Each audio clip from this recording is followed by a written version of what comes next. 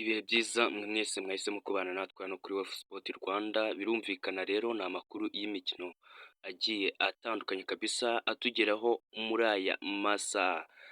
Mbwira wowe utarakora subscribe uko wayikora nonaha tukajya dukomeza kubana mu biganiro byacu bigiye bitandukanye, ukajya ukomeza kubana natwe. Nawe utarayikora ibi ngibi birakureba kabisa kugira ngo ujye ukomeza kudushigikira.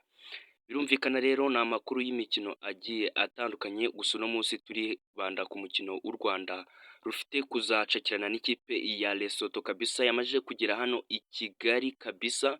Rero ni umukino uzaba kuwa kabiri isaha y'isaa 12, igiye kuza tugire byinshi tuwuvugaho, tugire byinshi tureba.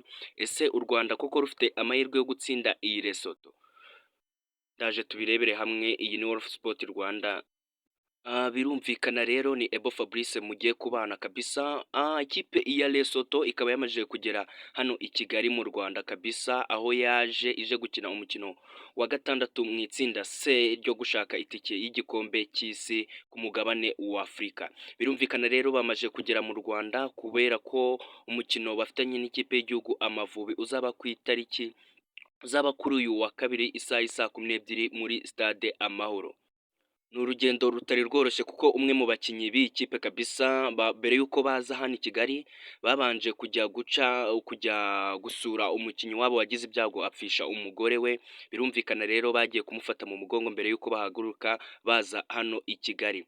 Iyi kipe ya Lesotho rero mbere y'uko iza gukina n'ikipe y'igihugu y'u Rwanda ku munsi wo kuwa kane yari yakinnye n'ikipe ku munsi wo kwa gatanu. Birumvikana umunsi ikipe y'igihugu y'u Rwanda yakineho na Nigeria, birumvikana nayo yari yakinye n'ikipe ya South Africa, aho byarangiye ikipe ya South Africa yitsinze ibitego 2-0 muri South Africa.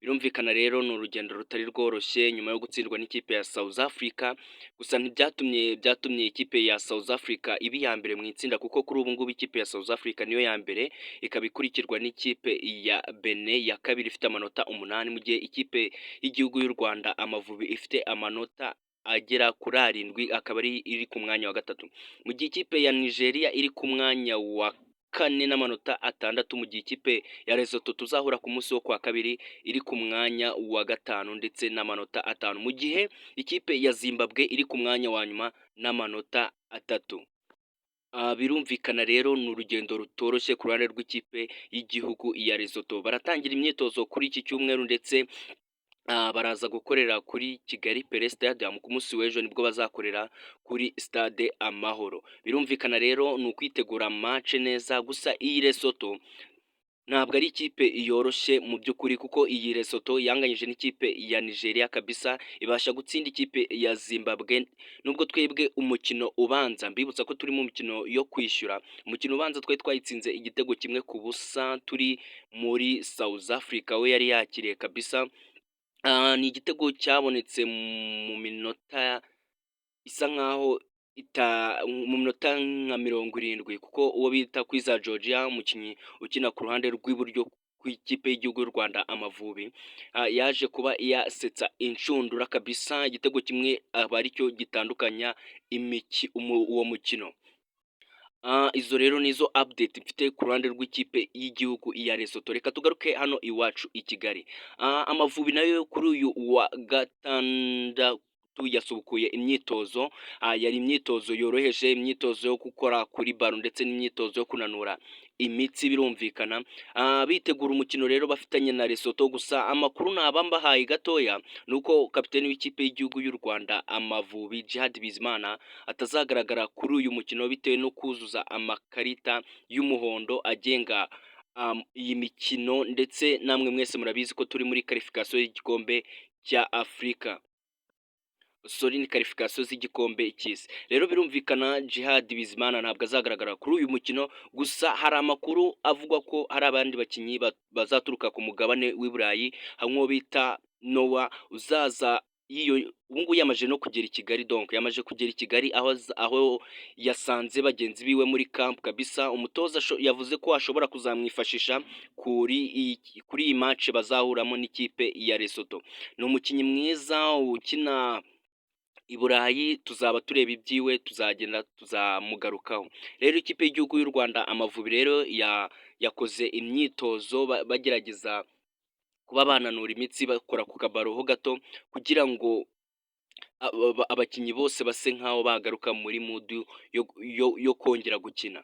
Rero birumvikana rero match iri kuwa kabiri, baracyafite igihe gihagije cyo kuganira n'umutoza, bakagira ibyo bashyiraho n'ibyo bakuraho, bakagira amakosa bakosora muri defense nk'uko byagaragaye ko ku mukino wabahuje n'ikipe ya Nigeria harimo kutumvikana mu badefanseri, haba ku gitego cya mbere batsinzwe ndetse no ku gitego cya kabiri.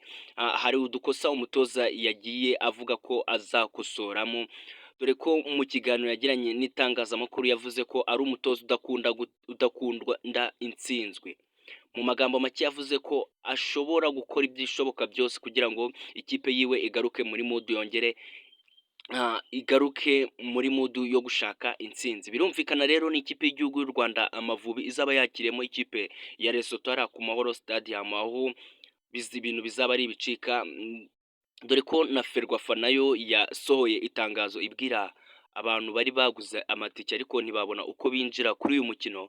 Yasohoye itangazo irababwira ko kabisa mushobora kuzaza mukinjira ku matike mwari mwaguze kuri match ya Nigeria kugira ngo haze kuzamo akantu ka flexibility ku bantu bari baguze amatike beregomba byose.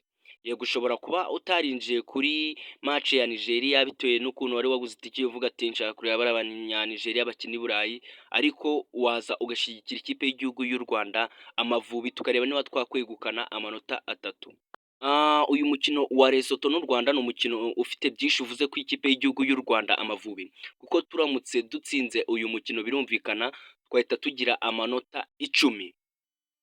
Ahangaha rero turamutse tugize amanota 10 byaba bigishoboka kuba twazatsinda iyo South Africa, tukazakomeza kugendera muri iyo ritme, byose byaba bishoboka yuko igikombe cy'isi za nzozi zishobora kuba impamo kabisa. Rero birumvikana rwose wowe munyarwandakazi nahawe ukaza ugashyigikira ikipe y'igihugu y'u Rwanda Amavubi, tukareba niba twazatsinda iyi Lesotho kabisa, tukareba niba za nzozi z'abantu bahora bavuga ati u Rwanda mu gikombe cy'isi zishobora no kuba zaba impamo. Rero yari izo update nari mbafitiye, ayo yari amakuru y'imikino. Ciao ciao.